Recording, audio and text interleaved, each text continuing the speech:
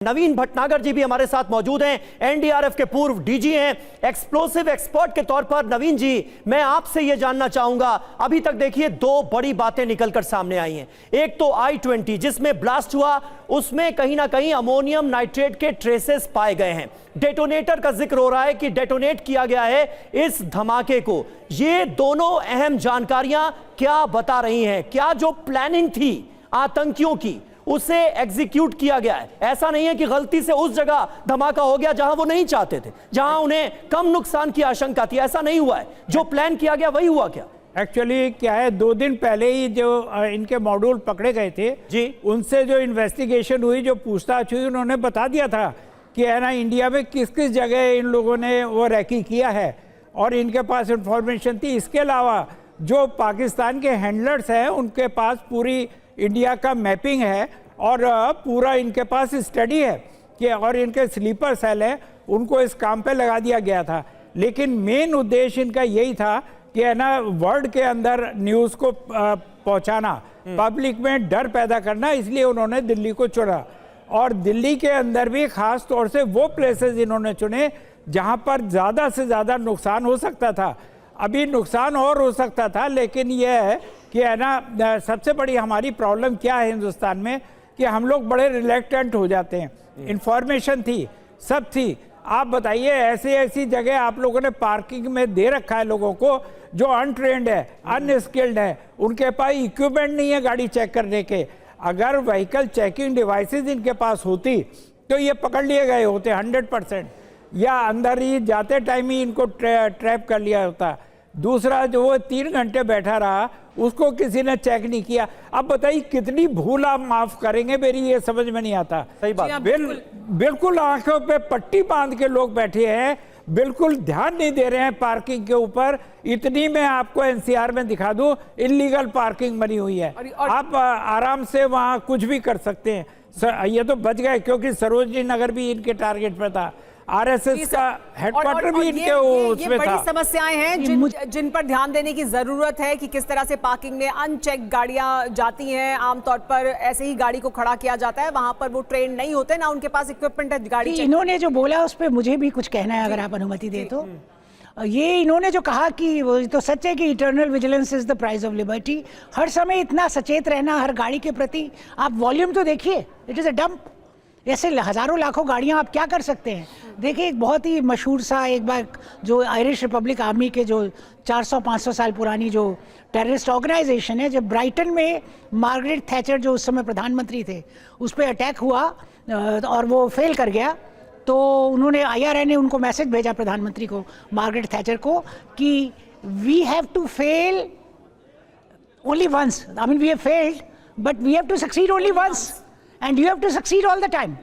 बिल्कुल। तो ये जो बात ये कह रहे हैं, शायद वो धरातल प्रैक्टिकल पे उतना मैम, लेकिन यहाँ पर बात हो रही है लाल किले की। लाल किले के ठीक सामने की पार्किंग का जिक्र हो रहा है। ये कोई ऐसी जगह नहीं है जो दूर दराज का इलाका हो। लाल किले के ठीक सामने लाल किले की पार्किंग का जिक्र हो रहा है और यहाँ पर सब कुछ भगवान भरोसे ऐसा लग रहा है। मतलब ये सिक्योरिटी लैब्स नहीं है क्या? नहीं है उनके पास। जी हाँ, इस बीच एक बड़ी खबर बता देते हैं, फिर वापस आएंगे, क्योंकि पुलवामा से इस पूरे मामले के तार जुड़ रहे हैं। कैसे? पुलवामा में जो आमिर का परिवार है वो एक बड़ा दावा कर रहा है, जिस गाड़ी में धमाका हुआ वो आमिर की गाड़ी नहीं है, ये आमिर के परिवार का दावा है। अब वो आमिर कौन है, ये भी एक बड़ा सवाल है, क्योंकि जिस आमिर तक पहुंचा है TV9 भारतवर्ष भी, उनके परिवार का दावा है कि घर में ही गाड़ी मौजूद है, आमिर कभी दिल्ली गया नहीं है और ये वो गाड़ी नहीं है और ये वो आमिर भी नहीं है। क्या कह रहा है परिवार, सुनिए। कल से पिक्चर हम देख रहे हैं दिल्ली ब्लास्ट के बाद। कहा जा रहा था कि ये तारीख है, लेकिन आप बता रहे हैं ये तारीख नहीं है। हमारे घर में कोई तारीख ही नहीं है। हमारे घर में उमर रशीद है, दूसरा है आमिर रशीद, बस वो दो। क्या उन्होंने कोई गाड़ी ली थी बाहर से, कहीं HR नंबर की गाड़ी? जो नहीं, हमारी गाड़ी ये है, आप देख सकते हैं, JK नंबर की है हमारे, और कोई गाड़ी नहीं। तो कल रात पुलिस वगैरह आई थी आपके घर, जिन्होंने यहाँ पर इन्वेस्टिगेट वगैरह किया? क्या कुछ कहा उन्होंने?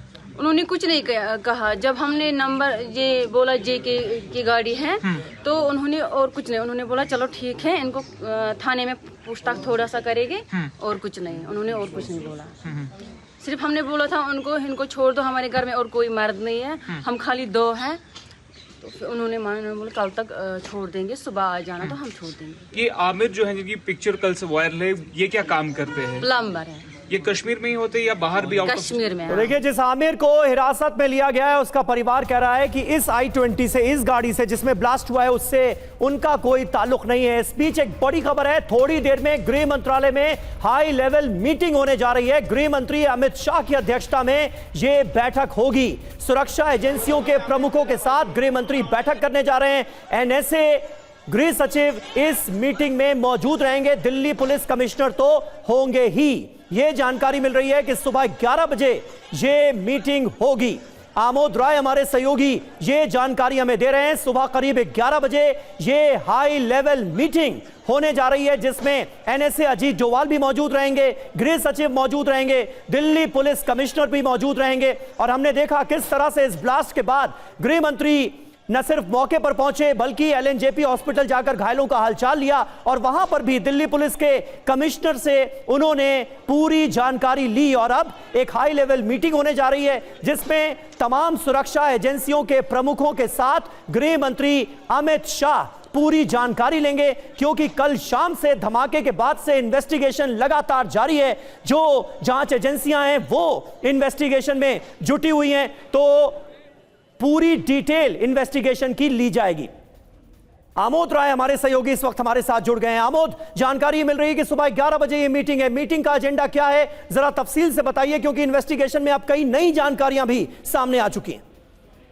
बिल्कुल, देखिए धीरे धीरे ये जो ब्लास्ट हुआ है उसके तार कहीं न कहीं कश्मीर से जुड़ते हुए नजर आ रहे हैं, क्योंकि गृह मंत्री ने जो बैठक बुलाई है 11 बजे नए गृह मंत्रालय में उन्होंने बैठक बुलाई है, और इसमें DG NIA, Delhi police commissioner, IB director, गृह सचिव के अलावा जम्मू कश्मीर के जो पुलिस प्रमुख है उनको भी जोड़ा गया है।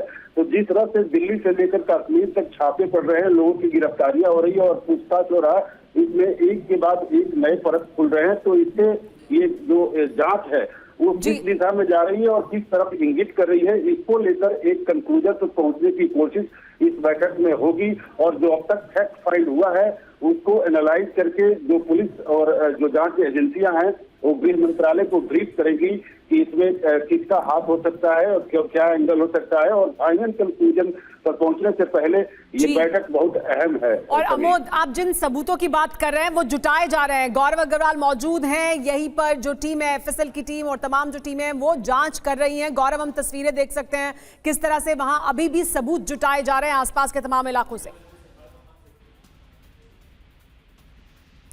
बिल्कुल सुमेरा, अभी भी जुटाए जा रहे हैं, बल्कि अभी हमने देखा यहाँ पे डॉग स्क्वाड भी आया, अभी भी यहाँ पर जांच की जा रही है ताकि अगर कोई भी ट्रेस मिले उस एक्सप्लोसिव का जो यहाँ पे यूज़ किया गया, ताकि कोई भी सुराग मिलता है तो उसको छोड़ा ना जाए, जो जांच में एक बड़ा सिरा बन सकता है, जांच में एक बड़ी कड़ी बन सकता है। और इसीलिए लगातार यहाँ पर रह रहकर हम देख रहे हैं। आज सुबह भी FSL के अधिकारी हमने देखे जो यहाँ पूरे एक बड़े दायरे में जाँच कर रहे थे, सबूत इकट्ठा कर रहे थे।